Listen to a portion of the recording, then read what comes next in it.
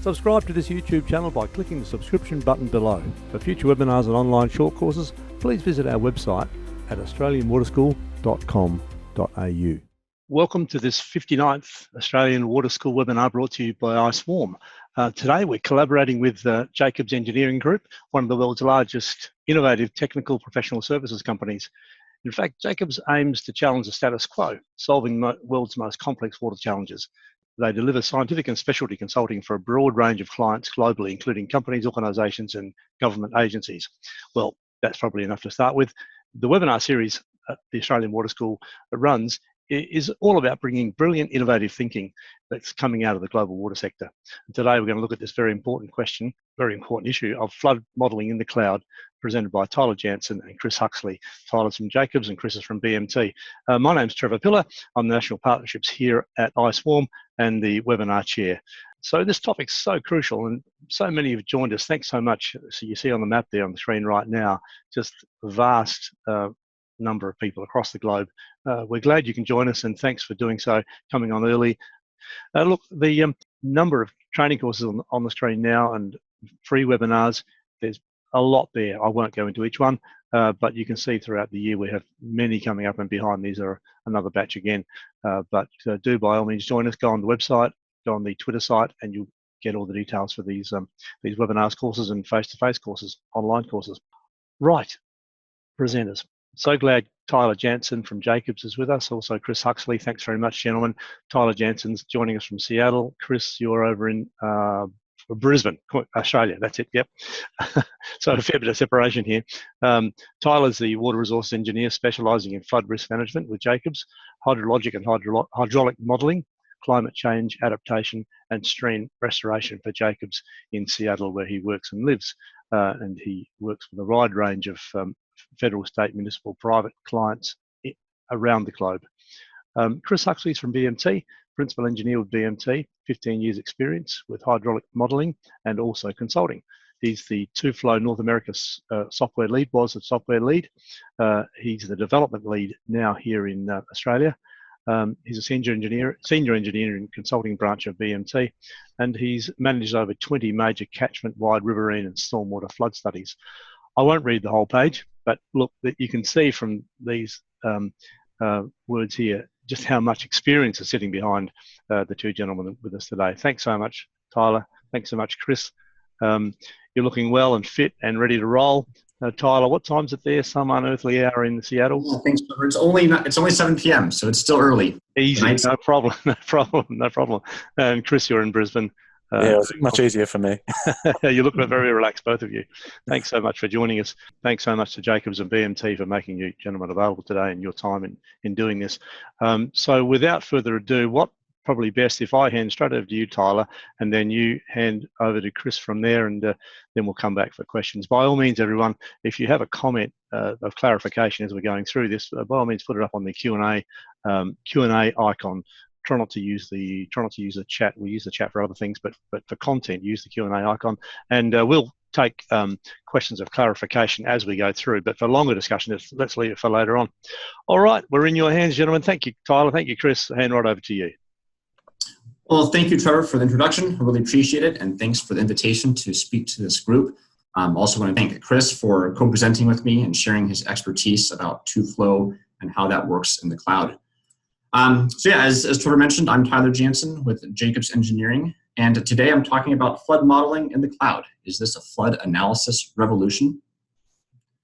So a bit about what I'll talk about today. I'll open up with some more generic comments on cloud computing, and then I'll talk more specifically about flood modeling in the cloud with a specific example of one way you can go about doing that. I'll talk a bit about the benefits of cloud computing to flood modeling, how we can use it to improve our flood models, how we use it to run more scenarios and enable better decisions, how we use it to improve understanding of model confidence, and also to beat project deadlines. I'll talk about some of those key benefits, but also some of the issues that arise when considering cloud computing with your flood model. We'll go through a couple of case studies of projects where we've actually used cloud computing to improve project results on flood modeling projects, and then talk a bit more about what does the future hold for cloud computing within the flood modeling arena. So cloud computing. Cloud computing is the use of a network of remote servers hosted on the internet to store, manage, and process data, rather than using a local server or a personal computer. And I think for many of us, as I think back to the poll questions and about the folks that are using the cloud to process data, I think a lot of us likely use the cloud for data storage primarily. So, I think a lot of us use it to store videos and music and photos. I know my 6-year-old son actually has a decent understanding of cloud data storage. He knows it's where his music comes from, it's where his shows come from, and it's how he shares pictures with his grandparents. But today, we're really talking much more about the processing of data on the cloud, running applications, running flood models, running algorithms on the cloud. There are a couple generic services that we tend to use for cloud computing. I believe these are becoming household names. Amazon Web Services, Microsoft Azure, and Google Cloud are what I call the big three. There are a few others out there, but really most folks use one of these three. As Trevor mentioned, I'm presenting today from Seattle, which is home to Amazon Web Services and Microsoft Azure. So as I walk around the streets and meet people, there's a decent chance I'm meeting somebody that is helping to develop these services and make them even better than they are now. In addition to these generic services, there are a series of intermediary services. These are tools or services that help us connect in a user-friendly way to the cloud. So some examples of these are ParallelWorks and Optimatics. And again, these help connect flood-specific models or other softwares to these generic services in a much more user-friendly fashion. And then lastly, there's these flood and water-specific models that I think a lot of us are familiar with, and some of these have systems set up on the cloud, and others are available to do so. Flood modeling in the cloud was developed to enable modelers to unlock the opportunity gap between how we have historically modeled and how we can model. This gap really consists of three components. I think there's been a requirement recently by agencies, by our clients, by the general public for richer flood information. And by richer flood information, I generally mean the simulation of many more simulations, of many more computations to more fully examine the flood modeling space. At the same time, there's been just extraordinary IT progress, especially with the cloud computing. I think just the last couple of years within the cloud arena, there's quite a lot more processing power available, just infinitely more data storage available, and that industry is growing by leaps and bounds. And it's providing opportunity really for the flood modeling industry. At the same time, I think we're all being required to deliver faster and more efficient projects and flood modeling models. So all these have come together really to enable and to make necessary the flood modeling and the cloud idea. So what software can you use on the cloud? There are a handful of services off the shelf. So here's a list of some of those.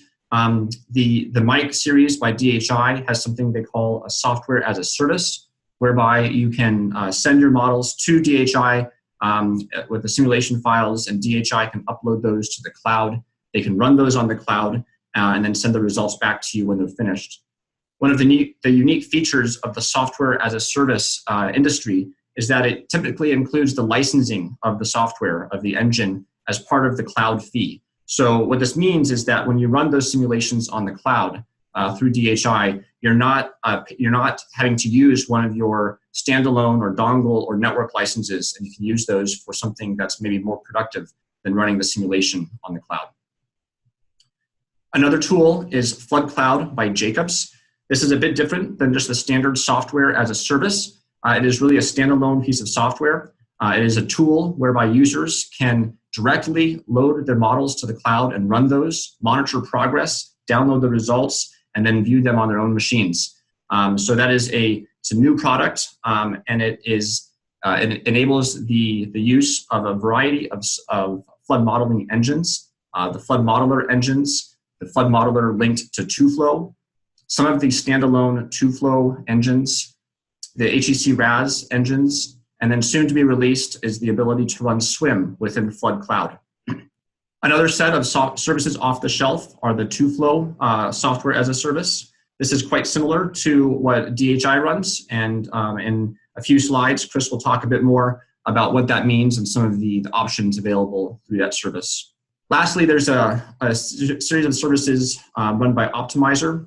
They link to InfoWorks ICM models and SWIM models. And I put an asterisk by Optimizer because it is quite a bit more than just a standard cloud-enabled tool. It is really a multi-objective optimization algorithm that uses cloud computing to produce and to run all of its simulations. But it is kind of in a different space than just the software as a service and Flood Cloud. But in addition to these services off the shelf, you can really actually run any engine, any software, any tool you want on the cloud. You can contract directly with one of the generic services. You can contract directly with Amazon or Microsoft or Google. And you can go through potentially a difficult process, but you can go through a process and you can load your tools to the cloud and you can run your simulations on the cloud with kind of any tool you want. So you can use Flood Modeller or TUFLOW or RAS or CityCat or really anything you want.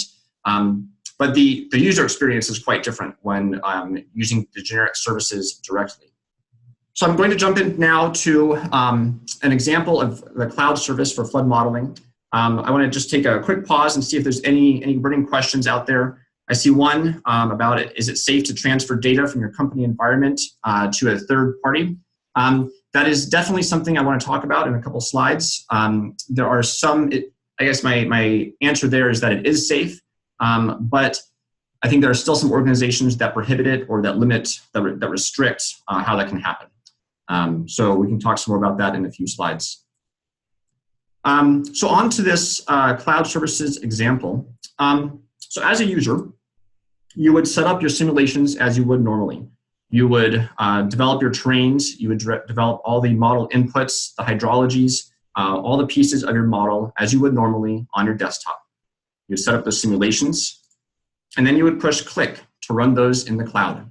Now, what happens when you push click can really vary. And when I say click, it depends. If you're using a manual system, it really is maybe more than one click. It's many clicks. If you're using a partially automated system, maybe 10 clicks.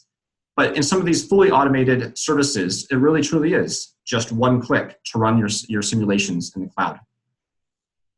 So what happens when you do that is it packages your input data into a zip file, it uploads it to a cloud control server, it distributes it amongst various cloud resources, starts simulations, and then provides feedback to the user as you go along, and then allows you to download the results to a local computer when you're all finished, whereby you can view and process the results on your computer as you would normally, just as if you had computed all those simulations on your own machine. So a more in-depth look at that example. This is a TUFLOW model as viewed through the Flood Modeller environment. You can see here my terrain. You can see various other model features that I've developed in my TUFLOW model. Really importantly, off on the left here are my simulations. So I have here pre-developed various simulations within my modeling software. I can then go through the simulation tab and I can run those in a batch mode on my own computer. I can directly run those through Flood Cloud, or I can go through the standalone Flood Cloud interface and to load those up to the cloud. So that's what I'll show you here. So this is the Flood Cloud interface. This is kind of the standard Windows ribbon environment that many of us are used to. There's a number of icons up here with options of controls that you can use. One of the important ones over here on the left is the settings. So I have pre-established my connection to my Flood Cloud account, and that enables me then to run my models in the cloud. So that's something I have to do just once.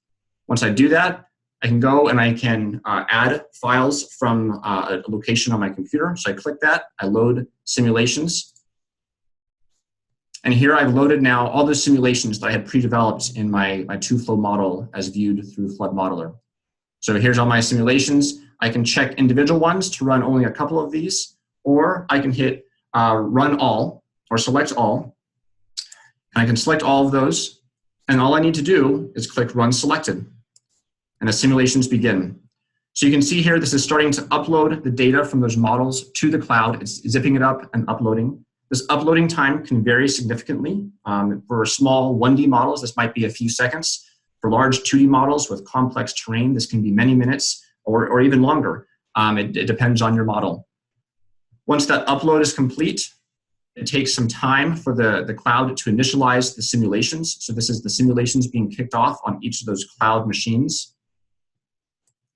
And then pretty quickly, the simulations start, and you can see the progress of these simulations. So you can see here this progress bar showing in each row the status of one of my simulations. So some are half complete, some are all the way complete. I can then go to the details button, and I can open up the details, which you're seeing down here on the bottom half of my screen. And I can look at the details of individual simulations. I can see real-time inflow and outflow statistics. I can check mass balance statistics. And I can understand as a flood modeler if the model is doing what I expect it to do. And if I feel like it's not, I can terminate that model on the cloud. Once everything is done being simulated, I can download the results. So you see here, this is the progress of the download onto my own machine.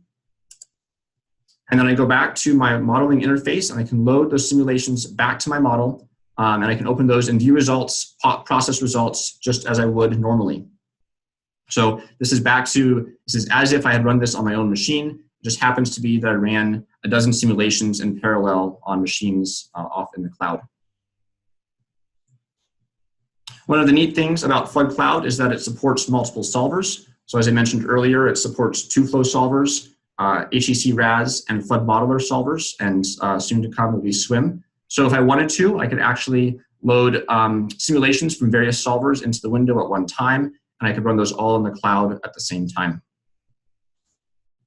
Another neat feature of Flood Cloud is the quick access to job history. So this is linked to my Flood Cloud account. It just happens that I share my Flood Cloud account with a series of coworkers. So each of these rows is a batch of simulations that was performed. In some cases it was one, in some cases it was many, and I can see which user was performing those simulations. An interesting utility of this job history is that you could assign a single Flood Cloud account to an entire project. And you could have multiple users on that project in multiple offices accessing that account, running simulations from their various offices, and a project manager could access this job history associated with that account and could status the project and understand what has been completed and the status of those various simulations. So I'll take a quick pause here. I see a bunch of questions that have been opened. I think I'll save most of these for the Q&A at the end. Yeah, I'll talk about most of these at the end here.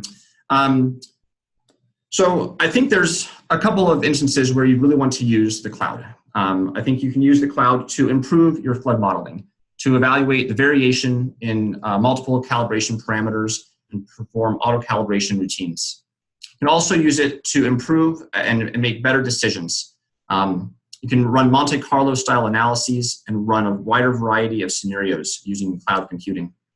You can use it to improve model confidence.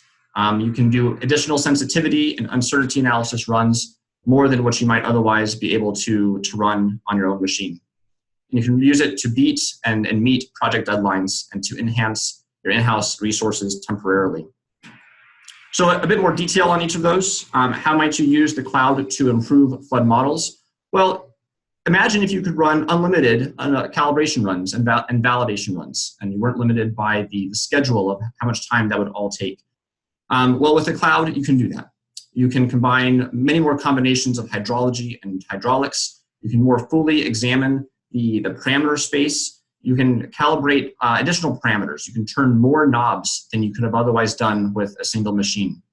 You can perform probabilistic, ensemble, and Monte Carlo design event simulations. I know that this is becoming increasingly important to many of the agencies and regulatory groups out there to look to more fully examine that probabilistic space. Another reason you might want to use the cloud is to develop richer model results and enable better decisions. Traditionally, we might have looked at a single binary return period. We would have looked at the 100-year floodplain and just that.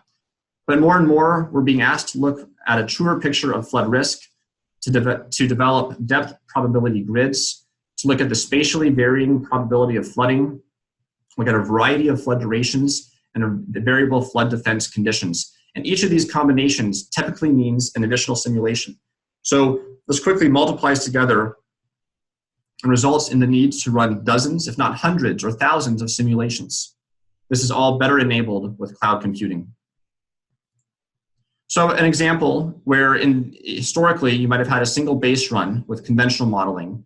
Now you might have multiple return periods, 4 epochs, a handful of climate change scenarios, maybe a low, medium, and high climate change scenario, and multiple management options. Well, in this case, this results in 180 simulations that you may have previously needed to run in series, back to back to back, taking days or even weeks on your local computer hardware. Well, imagine being able to run those all in parallel at the same time and having that done in hours instead of days. Another reason to use cloud computing is to improve our understanding of model confidence. I think as flood modelers, we all know that the inputs that go into our models are less than certain. There's high uncertainty in many of these inputs, and we do our best to quantify and to qualify these uncertainties, but imagine being able to quantify that better and to communicate that confidence and the uncertainty in the model results. So being able to run more simulations allows us to run more sensitivity runs and to perform Monte Carlo sampling approaches and a full probabilistic analysis. Lastly, using cloud computing really does allow us to beat project deadlines. There's really, I feel like there's been a continual need for flood modelers to improve things, improve models, to do things better and faster, to use more data, develop bigger models, and really the cloud makes this all quite a bit easier. So to summarize some of those benefits, modeling on the cloud is truly flexible and scalable. The difference between running 5 simulations and 500 simulations is really quite negligible. Modeling on the cloud allows us to quickly rerun many simulations with last-minute fixes. How many times have you been on a project where a few days before the deadline you realized that some of the inputs to your model simulations were incorrect and you needed to change those at the last minute? And you're scrambling to use your colleagues' computers over the weekend and overnight so you can run all the simulations you need to stay on schedule. Well, imagine you could do that just with the push of a button, to rerun all those simulations on the cloud, all in parallel. Cloud computing enables us to do more. It's quite cost effective compared to the costs of setting up and maintaining a cluster of workstations. I think this is especially true for organizations where there's a cycle of flood modeling needs, where there are periods of time where you're needing a lot of computational power, and there are periods of time where those computers lay dormant. If that's you, then cloud computing might be a good solution to better spread those costs and prevent you from having to sink a lot of money into additional workstations and additional hardware in your office. As I mentioned earlier, the software as a service model tends to free up existing standalone software licenses, allowing you to do kind of more productive and better things with those licenses than just run a simulation. Using the cloud enables us to use project-specific usage tracking, as I showed earlier with the Flood Cloud history functionality. It also allows us to have temporary access to more powerful hardware. No longer do you need to go out and buy the biggest, most powerful CPU or GPU just so that you can use it to run a few flood models here and there. You can buy maybe the middle-of-the-road computer, and when you need something more powerful, you can rent it on the cloud just temporarily. And cloud computing is really typically more secure and more reliable than the computing in your own office. The cloud architecture is backed up to a degree that most of our offices are not. The security settings by Microsoft, Amazon, and Google are quite robust. And so really this is a great solution for many of us. But as with anything, there are issues to consider. Building models is still a time-consuming exercise, as is debugging. These are still manual activities that require a lot of skill from the flood modeler. Pre- and post-processing of your models can really take a lot of thought. How do you build all the simulations you're going to need to run in the cloud? And then what do you do with all the results once you download those back off the cloud?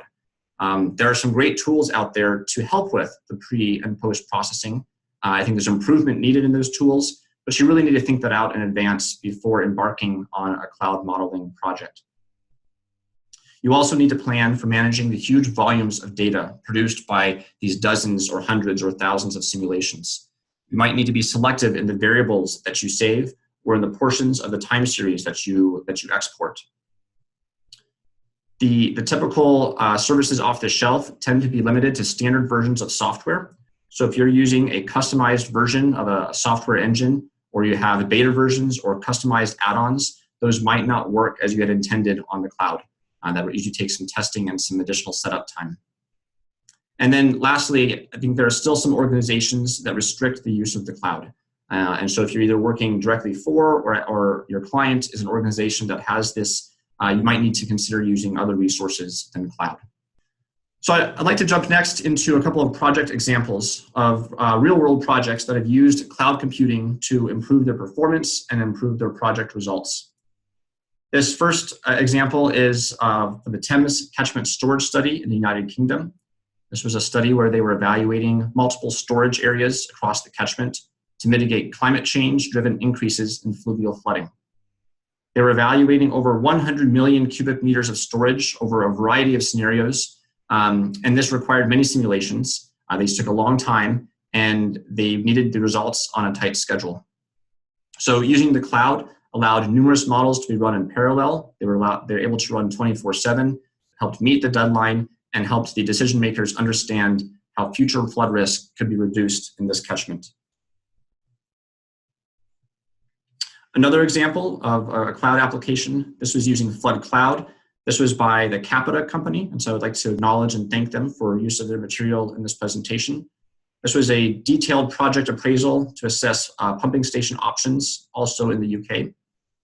In this scenario, there were over 100 simulations that were required, looking at 5 different return periods, 5 climate change scenarios, and multiple options for pumping stations. To make things maybe more difficult, a single simulation takes 35 hours. This is a complex model with a long runtime. And so you can imagine having to run 100 of these 35-hour simulations back to back to back, and what that does to your project schedule. As with many projects, there was little time, or there was time pressure to get results quickly. So in this case, Capita chose to run 2 iterations of 50 simulations each. So where this otherwise might have taken 70 days, now it only takes 3 days. So Flood Cloud offered a substantial time saving on running these locally. One of the neat things about this project is that by saving this time, it actually allowed the project to look at additional options that they might have not had the time to look at otherwise. So this is creating a better product, not just a faster product, but a better product. They're also able to have the time to improve their model calibration beyond what they might have had or been able to do otherwise. So this improved the discussions with the client and improved the overall understanding of these pumping operations.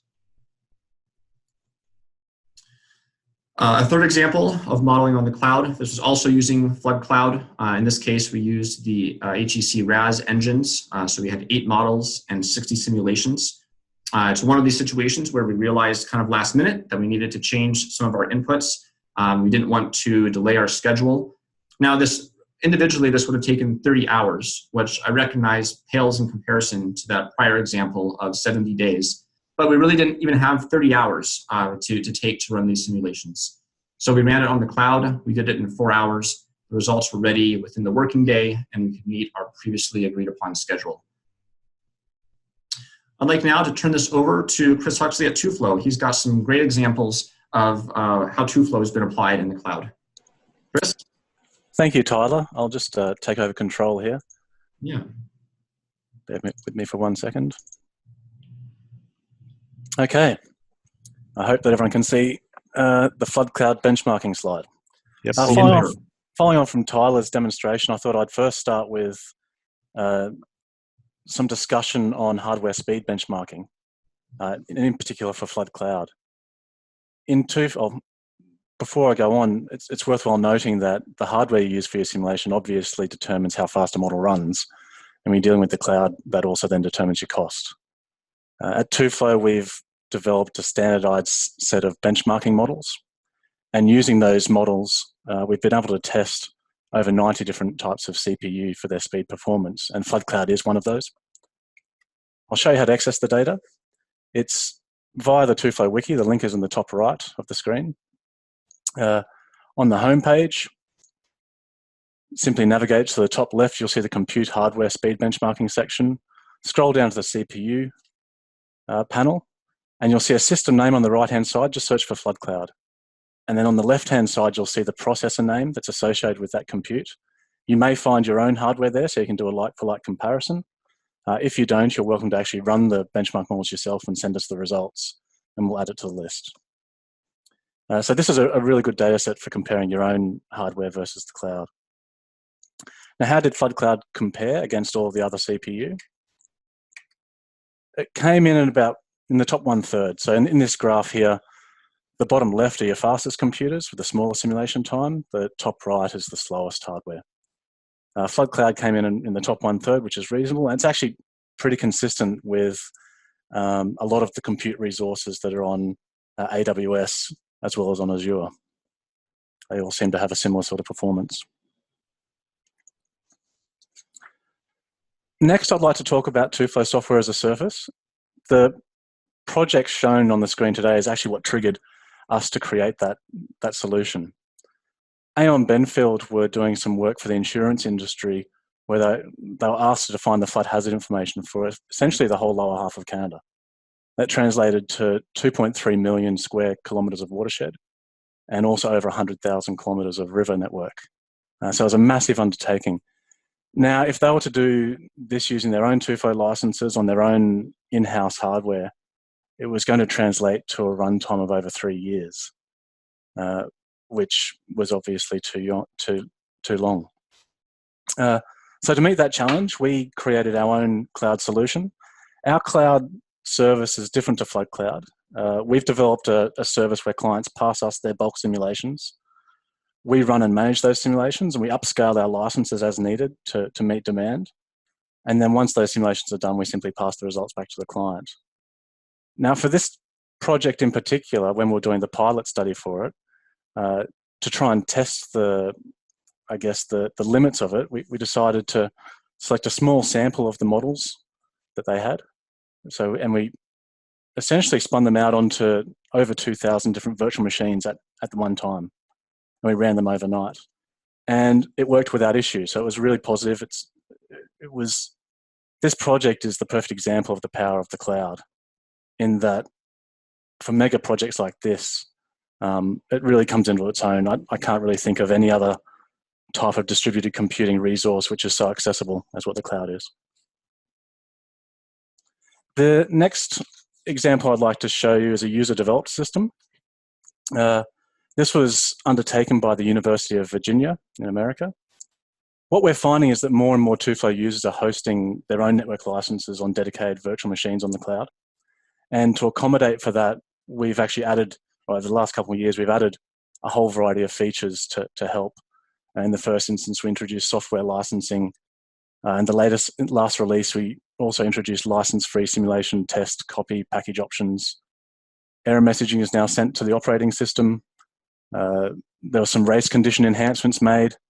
And coming in the 2019 release, we'll also have a Linux release available. And I mention that in particular because Linux seems to be the cheaper option on the cloud, even through Microsoft Azure. The Linux hardware they offer is cheaper than the Windows alternative. The project that the University of Virginia did, it was a fully automated flood forecasting system. They hosted their TUFLOW models on the cloud. They wrote up a series of scripts with an automated workflow to bring in NOAA rainfall forecast data, pre-process it into an adequate format for TUFLOW. That would then trigger the model to run across multiple GPU cards. They were using 4 GPU on the Google Cloud. After the simulation was complete, they then had some automated result post-processing scripts, and then those post-processed results would then automatically get uploaded to a Department of Transport website to inform the Department of Transport when and if there was a possibility of bridges within this catchment being overtopped. And it wasn't a small study area. The figure on the right there shows the study area, so it was roughly 100 kilometres by 100 kilometres, and I'm modelling that at a 30-metre resolution. So it was a decent model, a decent challenge. Before passing it back to Tyler, I thought I'd just pass on some observations from my experience. The cloud is definitely changing our process environment, so hardware is no longer a key constraint in our assessments. That's pretty obvious. That being said, it does come at a cost. The table that I've presented here is for Eastern Australia. I took this off the Azure website yesterday, so it's current. And you can see there to run these comparison figures are for something that's analogous to what a normal desktop computer would be. So 8 CPU on Windows would cost around about 90 cents per hour. If you're using Linux, that reduces down to 60 cents per hour. And if you use GPU, it skyrockets up to above $7 an hour. So it's not cheap. Yet it's still very useful, even though it does come at a cost. If you are moving into the space or considering moving into the cloud computing space, there's a couple of things you should consider. First thing is your upload and download speeds and also data plan costs. That's particularly relevant, it seems, in Australia, where we seem to be lagging compared to the rest of the world. In terms of data plan costs, I mention that particularly because if all of a sudden your company data upload and download increases by a factor of 10, your data plan costs will have to accommodate for that. We're seeing quite a few larger clients shifting to host their own licenses on a private cloud, where those licenses are accessible both by virtual machines on the cloud as well as computers in their own company, their own desktop computers. If you're going down that path, I highly recommend that you contact someone with some cloud expertise. But both to develop the system, but also to maintain it. The example that Tyler gave with Flood Cloud makes it all look very easy. And if you were to develop your own system, it really is much, much harder than what it was shown there. In this instance, Jacobs has really done all the heavy lifting for us. Irrespective of all the challenges, the cloud still represents a massive opportunity, particularly for those on-demand instant upscaling of above standard load conditions. So similar to the Canadian example and also the University of Virginia example. And this is a space that I think we should all watch very closely for the simple fact that as the technology matures, I think we can expect to see the cost to reduce significantly. And there'll become a point in time in the not too distant future where cloud will become a much better option for not only your on-demand simulations, but also for your day-to-day computing needs. I'll pass it back over to Tyler now to conclude the webinar. Yeah, I seem to have lost my video, but yeah, no, thank you so much, Chris, for your perspective from TUFLOW. I think that's really helpful to understand, and adds a lot of richness to this experience here. As I think to the future, and I think where we've been with cloud computing and where we're going, I think about kind of what ifs. And what if it was really easy to establish mass scenarios and perform pre-processing on our machines. And I think this is somewhat possible now, but I think there's a lot of improvements yet to be made in this space. Similarly, with the streamlined services, what if it was easy and intuitive to use cloud computing for your flood models? What if you could access better computing resources than on your desk and without having to pay for expensive hardware? And again, I think this is somewhat the case, but there's really a lot of opportunity for improvement here. What if you had connectivity with post-simulation tools and were able to push out your simulations to web dashboards almost automatically? And I think the University of Virginia example that Chris presented is a great example of this. I think there's a lot more that can be done similar to what they did to automate that process. Taking that a few steps further, I wonder about allowing shareholders to define the inputs on flood models, run those directly in the cloud, and have those results directly uploaded to a dashboard. I think as a flood modeler, this is really scary to me because it takes away some of the control that I typically want to retain. And I think handing over flood modeling to maybe inexperienced stakeholders can be dangerous, but I think it can also be done really well, and it can really improve the communication and the engagement with stakeholders, making a project that much more successful. And then I also ask, what if you had easy access to cloud resources? And I guess I say that with some of these tools you do, and that will continue to improve. With that, I'd like to say thank you for the opportunity to present. I think we're going to put it now to questions. I see there's been a lot already asked, and I see that Chris has been really gracious and answered a lot of those as I was talking. So thank you, Chris. Before we start answering a lot of these questions, I did want to point out that by attending this webinar today, you are eligible for some free Flood Cloud credits, so you can try it out and see how it works for you to see if it meets your project needs. So you can go to that website on the screen and you can register for free credits. Similarly, you can also download a white paper on flood modeling in the cloud with a lot of the information I presented today, in addition to some more details that I just didn't have time to present here. Again, I want to thank Chris for his input. Our contact information is on the screen, and so if you'd like to contact us offline, I think we'd both be more than happy to answer questions afterwards. So with that, Trevor, do you want to moderate some of this Q&A? Absolutely. That's an outstanding rundown of flood modeling in the cloud, and obviously orders of magnitude above what you can do on a local machine, and a lot more could be said, but I won't say any more because we've got that many questions. And I want to welcome Craig Price from Surface Water Solutions, Chris Goodell from Client Schmidt Group. Chris also runs the RAS Solution blog. They're online today, and also Jaap van der Velde from BMT TUFLOW. And I might start off with some comments from these three gentlemen, and then we'll work through the other. 20 questions in 10 minutes is going to be a bit hard to do, but look, thanks so much everybody for your interest in the discussion today. We'll go flat out. Let's get this thing cracking. And if you want to see some of the questions that have been answered offline by one of the two presenters here, then just hit all questions on your screen, and you'll get all the questions and all the answers being typed by text back in. But let's start off here. Craig, thanks for your question. Can you comment, says Craig, on the trade-offs between the upload-download time for input-output files versus computing time savings? As we discussed last week, because Craig last week ran a fantastic HEC-RAS modelling course, we discussed last week only downloading selected files after examining the results online when faced with thousands of model runs from Monte Carlo analysis that could have terabytes of results files. I think you pick up the gist of this.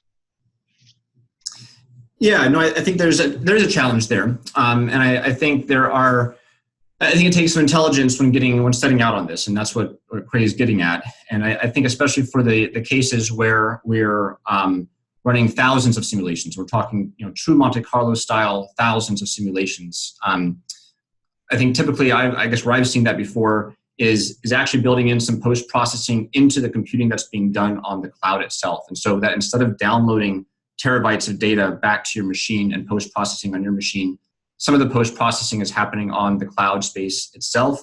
You're only downloading very limited results. From that Monte Carlo space, you can then narrow in on some of the more interesting or more valid simulations, and then you can download additional results from a few simulations as opposed to all thousands. But I think, like I said, in the kind of the what-if space, I think there's still a lot of room for improvement with the post-processing. And I think one of the spaces for that is the building in of post-processing within the cloud environment itself, as opposed to having to download and do that on your own machine. Yep. Comment from yourself, Chris? Yeah, it's also just worth mentioning that we need to remember that virtual machines are essentially a blank slate when you start with. So you've got the flexibility to upload software in addition to TUFLOW or HEC-RAS or your modeling software. You can also upload your GIS packages if that's what you're working in to develop your models, and you can then view all your results in the cloud, essentially avoiding the need to download results. And then the only results you download are the ones that you are happy with and the ones that those targeted data sets. Yeah.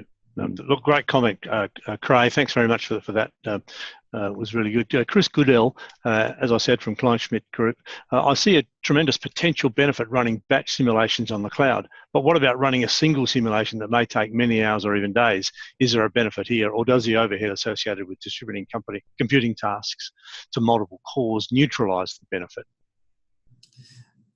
I think it depends. I think Chris Huxley really got at some of the core of this.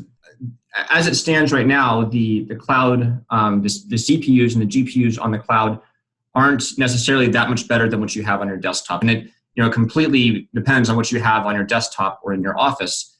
In the speed comparison that TUFLOW ran, you could see where the Flood Cloud machines lined up. And they weren't the fastest, but they also weren't the slowest.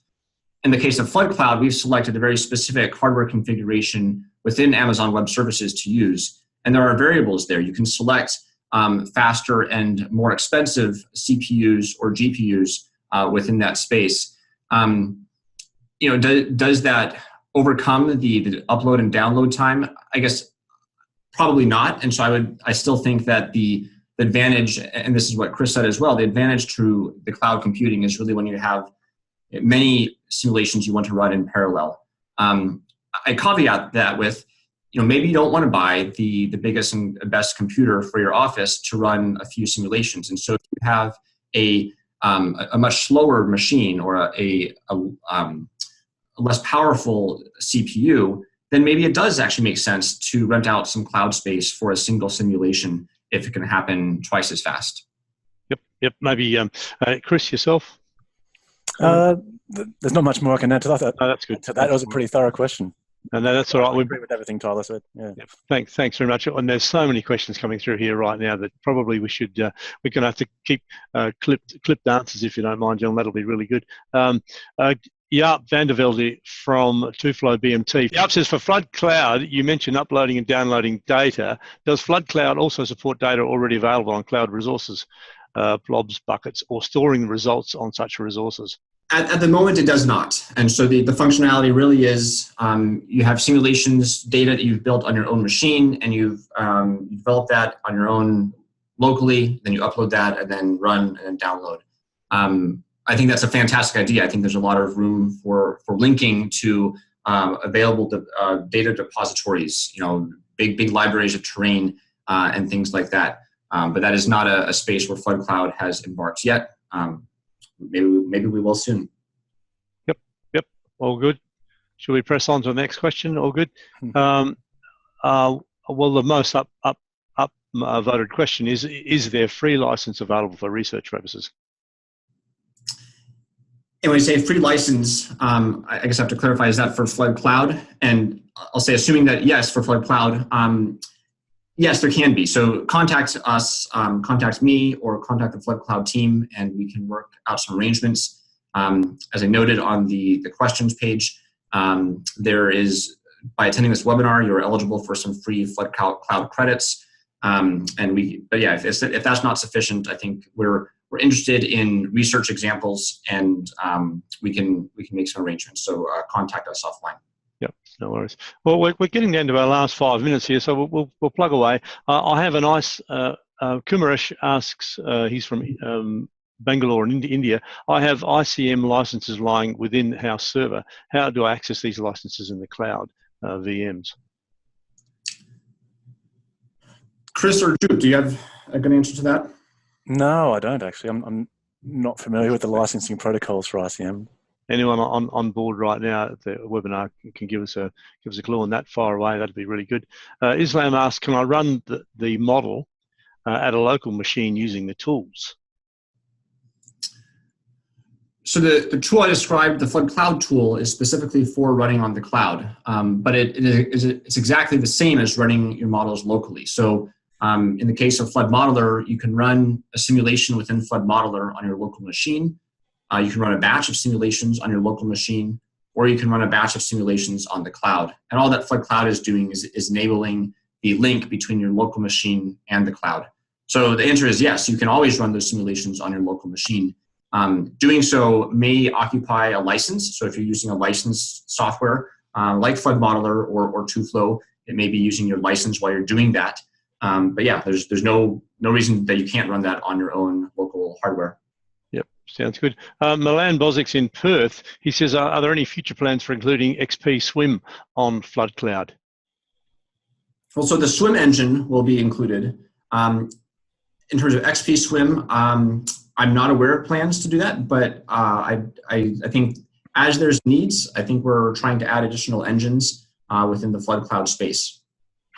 Yep, sounds good. Lakshmin has asked, could you comment on data or model confidentiality on the cloud? We might have covered this earlier, I'm not sure. I think Tyler covered that earlier in his presentation. Yeah, good. Lindsay Millard asks, is there anything like simscale.com CFD/FEA for flood modeling out there? I don't know the answer to that. I'd have to maybe Right. make sure to back to Lindsay. Yep, that's okay. So here it says, is cloud available for Flood Modeller free version? I think, yes, I guess in a way it is. So the way Flood Cloud works, and I know that each of the different services off the shelf work a little bit differently in terms of their cost structure, is that with Flood Cloud, you buy credits in advance, and then depending on the types of simulations you're making, the types of engines you're using, you use a different number of credits per simulation hour. So that's kind of the general process. So you pre-purchase those credits and then use those, and the usage rate varies depending on the model. So a Flood Modeller free model would use fewer credits or a smaller rate than using a Flood Modeller full versions. The reason for this is that there's actually a cost associated with the cloud hardware that's being used. So it's not just the license that you're paying for; it's also the cloud computing. It's the hardware, and so that's the kind of the reason for those credits. And I think, from I guess my understanding of the various software as a service functionalities, there's a similar payment structure. Maybe Chris, you can comment on the payment structure for TUFLOW's software as a service. Yeah, our structure is based on every single contract is different. So it depends on the size of the project and also how quick you want the results. We've ultimately translated our standard licensing fees down to an hourly rate, just so that it can be at the scales that are applicable to the cloud. And if you email us a query, we'll give you back an estimate. And we use that benchmarking data set that I presented as a guide as to how much time the simulation should take on the cloud relative to what you've been doing on your own desktop. Well, you know, this is going to have to be our last question. I can see there's a whole lot more here we could be going through, but thank you everyone for participating today. It's been really good. Kushal has answered. We'll make this a last question. We're up to nearly the hour point now. Kushal says, I work on Innovize products. I was exploring ways to work on Microsoft Azure. My findings were the sim speeds do not increase for 1D simulations. The higher GPU settings were more useful and led to increased speeds for 2D simulations. Also, availability of high-spec systems was an issue. How was the experience when you simulated 1D models?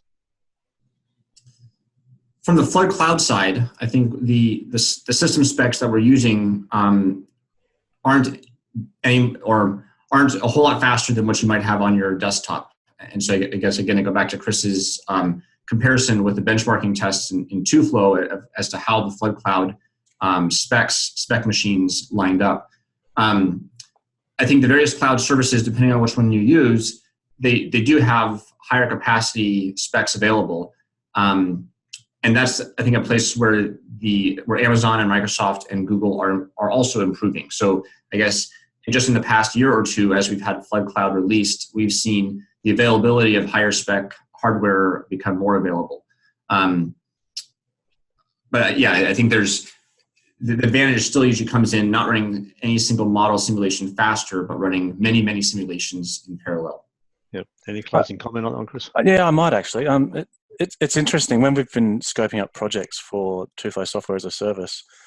The limiting factor that we've found in terms of when we're allocating hardware is typically the RAM that's associated with a simulation as opposed to the speed. For the simple fact that if you're trying to run, say, 100 or 1,000 simulations, if you're running those in parallel, it doesn't matter if they take 4 hours versus 10 hours.